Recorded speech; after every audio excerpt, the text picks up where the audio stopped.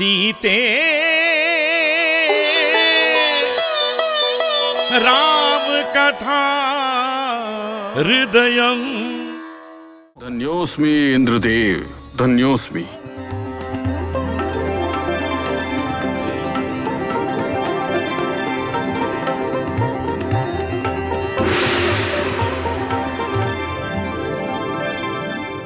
इस तरह से देवताओं द्वारा प्राप्त की गई हुई उस चतुरंग बल से एक कटरीत हुए दुष्ट राजाओं को पीछे उधेड़ने में यशस्वी हुआ।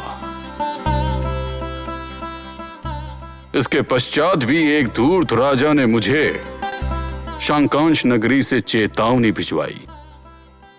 शिव धनुष और सीता को उसे ही देने की मांग की। वो पहले से ही अपनी प्रजा को प्रताड़ित कर रहा था, अतः मैंने उसका संहार किया। उसके पश्चात मैंने अपने सहोदर कुशध्वज को उस राज्य के परिपालक के रूप में वहां नियुक्त किया।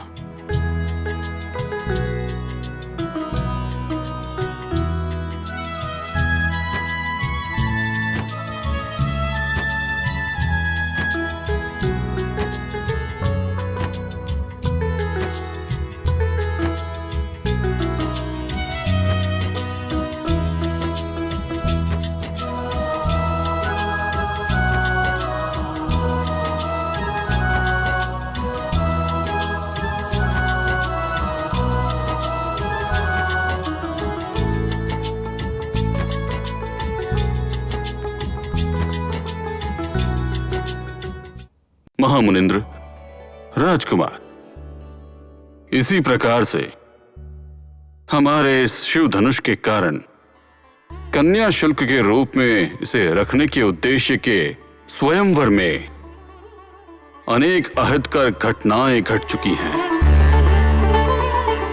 इसी कारण अभी तक हमारी सीता के विवाह का आयोजन साध्य नहीं हुआ।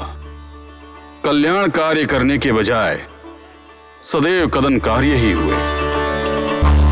अभी महामहिम विश्वामित्र के आगमन के कारण सब कुछ शुभ ही घटित होगा, ऐसा मेरा मानना है।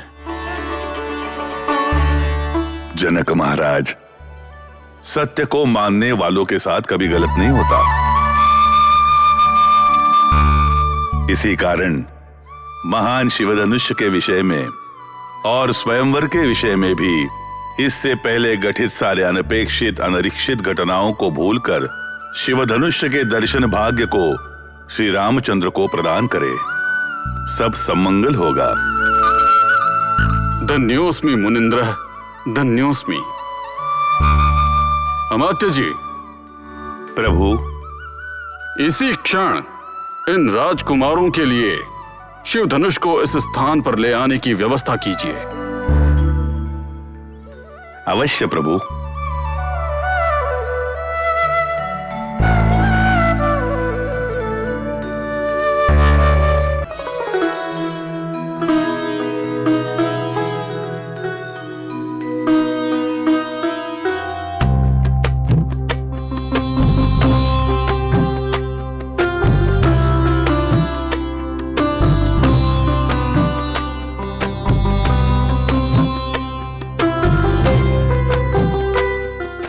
महाप्रभु, मुझे आपके आगमन की प्रतीक्षा थी। इस बार आपके आगमन पर पहले से भी अति सुंदर दिखने के लिए मैंने विशेष प्रकार के अलंकार किए हैं। मैंने प्रभु, आप मुझे देखते ही उसी क्षण आनंद और आश्चर्य से भाव विभोर हो जाएंगे, ऐसी अपेक्षा में थी। परंतु आप मेरी सौंदर्यता का गमन ना करते हुए अत्यंत चिंतित दिखाई दे रहे हैं स्वामी आप। रानी, कभी कभी आंखें मंज होकर आंखों के सामने रत्न हो तब भी उसकी कांति दिखाई नहीं देती। वैसी ही चिंता के कारण मेरी बुद्धि मंक हो गई है। आपकी सौंदर्य का गमन मैं नहीं कर पाया, परंतु आपका सौंदर्य पहले से अधिक है।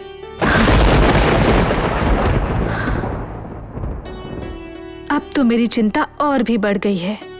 वो इस कारण कि आपने मेरे सौंदर्य का गमन तक नहीं किया है, और अब सौंदर्यता का गमन करके भी आप अभी भी चिंता में हैं, ऐसा कह रहे हैं।